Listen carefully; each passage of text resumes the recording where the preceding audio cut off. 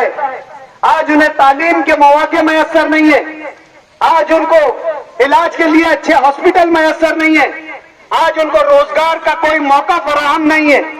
سفر کو مثبت طریقے سے رکھا تو آج وہاں پر اس کے نتائج آج اس کے وہاں کے نتائج ہماری آنکھیں جو ہے کھلی آنکھوں سے دیکھ رہی ہیں. ان کے لیے صحت کا کوئی معقول انتظام نہیں تھا, ان کے لیے ہاسپٹلز کا انتظام کیا.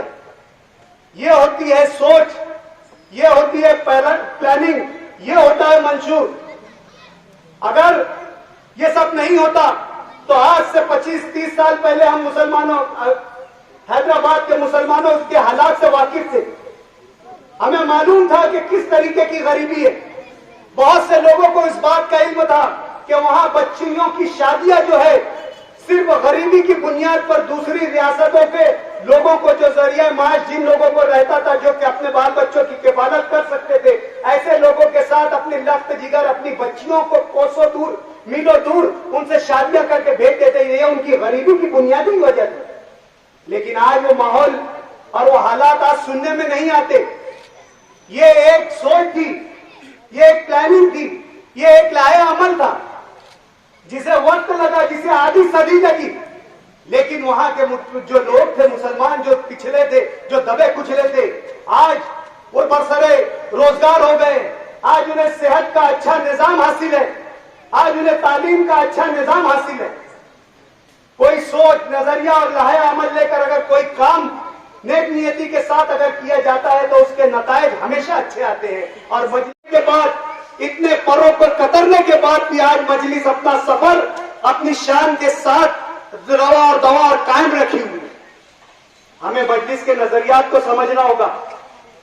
مجلس زندہ باد مرد آباد کی سیاست پر یقین نہیں رکھتی. مجلس دکھاوے کی سیاست پر یقین نہیں رکھتی. مجلس اپنے مقصد کے ساتھ آگے بڑھ رہی ہے. مجلس اپنے ایم کے ساتھ آپ لوگوں کے بیچ میں آئی ہے. اس سے پہلے بھی مسلمانوں کی ہمنوا بن کر بہت سی جماعتیں آئی, بہت سی سیاسی پارٹی آئی جنہوں نے صرف مسلمانوں کو زندہ باد اور مرد آباد تک محدود رکھا. لیکن کی کوئی مکمل جو ہے نظام اس ملک میں رہنے کا کسی سیاسی جماعت نے مسلمانوں کو نہیں بتایا.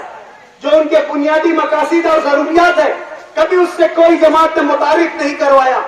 آج مجلس اتحاد المسلمین نے حیدرآباد کے مسلمانوں کی تکلیف کو محسوس کرتے ہوئے جو مسلمان تعلیمی میدان میں پچھڑا ہوا تھا ان کے لیے اسکولوں کا نظم کیا, ان کے لیے بنیادی تعلیم کا نظم کیا, ان کے لیے پرائمری تعلیم کا نظم کیا, ان کے لیے کالج کی تعلیم کا نظم کیا. جو مسلمان روزگار سے اور جو مسلمان ذریعہ معاش سے پریشان تھے ان کے لیے ذریعہ معاش پیدا کیا, ان کے لیے وہاں پر ذریعہ معاش پیدا کیا. بینکوں کے ذریعے ان کو قرضے دیے گئے تاکہ وہ رکشہ لے سکے, تاکہ اور وہ کوئی اپنا کاروبار کر سکے. آج آپ دیکھ رہے ہوگے کہ اپنے سچے نظریات کی وجہ سے آج مجلس ایک تناور درخت بن چکا ہے جس کی شاخیں اور جس کی جڑیں ہندوستان کی تمام ریاستوں میں پھیل چکی ہے. جو مجلس صرف حیدرآباد تک مختص تھی, جو مجلس صرف حیدرآباد ہی تک کے اپنے آپ کو محدود رکھا تھا, آج آپ دیکھ رہے ہوں گے کہ مجلس اتحاد المسلمین کے 2 MLA ہمارے مہاراشٹر میں ہیں, مجلس اتحاد المسلمین کے 5 MLA بہار میں ہیں, مجلس اتحاد المسلمین کے کئی کارپوریٹرز گجرات میں ہیں, مجلس اتحاد المسلمین کے کئی کارپوریٹرز یوپی میں ہیں, مجلس اتحاد المسلمین کے کئی نمائندے آج بنگلور میں ہیں, کرناٹک میں ہیں. یہ مجلس کے مشن کی سچائی ہے. لایا جائے ہندوستان کے مسلمانوں کو ان کی سیاسی سماجی حقوق دلایا جائے, ہندوستان کے مسلمانوں کو ان کی حیثیت دلائی جائے, ہندوستان کے مسلمانوں کو ان کی پہچان دلائی جائے, ہندوستان کے مسلمانوں کے بچوں کو تعلیم یافتہ بنایا جائے, ہندوستان کے مسلمانوں کے بچوں کو روزگار مہیا کرایا جائے, ہندوستان کے مسلمانوں کو جس طریقے سے تمام مذاہب کے ماننے والوں کو, جس طریقے سے تمام فرقے کے ماننے والے کو, جس طریقے کے تمام یعنی ہر ذات اور برادری کے ماننے والوں کو جو حقوق اس ملک کے قانون کے مطابق حاصل ہے وہ پورے اور مکمل حقوق ہندوستان کے دبے پچھڑے مسلمانوں کو بھی ملے. اس تحریک اور اس نظریے کے ساتھ مجلس اتحاد المسلمین آگے بڑھے. दारुस्सलाम को हासिल किया और धीरे धीरे हिंदुस्तान के कानून के मुताबिक वहां के मुसलमानों को रचाना और बसाना शुरू किया। ये मजलिस का बुनियादी कॉज है, ये मजलिस का बुनियाद बैरिस्टर असदुद्दीन अवैसी के दादा लड़ते गए, यहां तक कि उन्होंने 12 साल हिंदुस्तानी हुकूमत से लड़ा। जो उन्होंने इस कोर्ट पर, यहाँ के कानून पर भरोसा करते हुए जो आज का दारुस्सलाम है, जो कभी मुसलमानों की शान हुआ करता था, उसके हुसूल की लड़ाई लड़ी। वो मुसलमानों की, हैदराबाद के मुसलमानों की पहचान था, हैदराबाद के मुसलमानों की शान था दारुस्सलाम। उसके लिए मोहम्मद इस्माइल कासमी और नौजवान मेरे दोस्त, सबसे पहले तो मैं मजलिस कायदे सालार व्हाट्सएप ग्रुप का तहे दिल से शुक्रिया अदा करता हूं कि उन्होंने मुझे नॉर्थ महाराष्ट्र मजलिस के दोबारा सदर मुंतखब होने पर मुझे इस्तेकबालिया दिया, यहां पर बुलाकर मुझे एजाज बख्शा। मैं मजलिस मीडिया सेल और मजलिस कायदे सालार ग्रुप के तमाम ही मेंबरान का तहे दिल से शुक्रिया अदा करता हूं। दोस्तों, मजलिस इत्तेहादुल मुस्लिमीन, जिसके बारे में मैं हमेशा से कहता आ रहा हूं, जहां जहां मुझे तकरीर करने का मौका मिला, जहां जहां मुझे मेरी बात रखने का मौका मिला, चाहे बड़ी महफिल हो, चाहे छोटी महफिल हो, चाहे सियासी महफिल हो, चाहे समाजी महफिल हो, मैंने मजलिस के ताल्लुक से जो भी मेरा मुशाहिदा रहा, जो भी मैंने महसूस किया, उसके ज़िमन में मैं हमेशा ये बात बोलता रहा हूं कि मजलिस बज़ाहिर तो एक सियासी जमात है।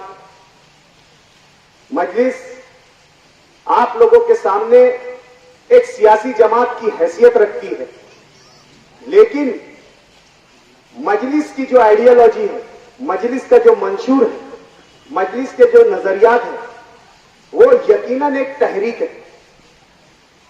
मजलिस की आइडियोलॉजी यकीनन एक मूवमेंट है। मजलिस का बनने का पस मंजर जो किन हालात में मजलिस का वजूद हुआ, किन हालात में मजलिस वजूद में आई, अगर हम इस पर गौर करें तो यकीनन हमारे बात में, मेरे जुमले में आपको यह असर दिखाई देगा या मेरा जुमला आपको दुरुस्त लगेगा कि मजलिस इत्तेहादुल मुस्लिमीन ना सिर्फ एक नजरिया है, ना सिर्फ एक आइडियोलॉजी है, ना सिर्फ एक सियासी जमात है, बल्कि मजलिस इत्तेहादुल मुस्लिमीन एक तहरीक है। आजादी के बाद जब ये मुल्क आजाद हुआ और मराठवाड़ा स्टेट जो निजामाबाद कहलाई जाती थी, ये आजाद स्टेट थी। आजादी के बाद भी इसकी हैसियत एक आजाद रियासत की थी। 1950 या गालिबन 1951 में सुकूत हैदराबाद के नाम से एक मूवमेंट हुआ। जिस वक्त इस मुल्क में, हिंदुस्तान में कांग्रेस की हुकूमत वजूद में आ चुकी थी, इस मुल्क के पहले वजीर दाखिला सरदार वल्लभ भाई पटेल बन चुके थे। उन्होंने जो निजाम स्टेट के इस्लामी तशख्खुस को खत्म करने के लिए जो पुलिस एक्शन किया था, उस पुलिस एक्शन के बाद जब पूरी तरीके से निजाम स्टेट हैदराबाद उजड़ चुका था, उसके उजड़ने के बाद वहां के मुसलमानों का यह हाल था कि वो रियासत छोड़कर दूसरी रियासतों में जो है अपनी पनाह तलाश करने लग गए थे। ऐसे हालात थे पुलिस एक्शन के बाद।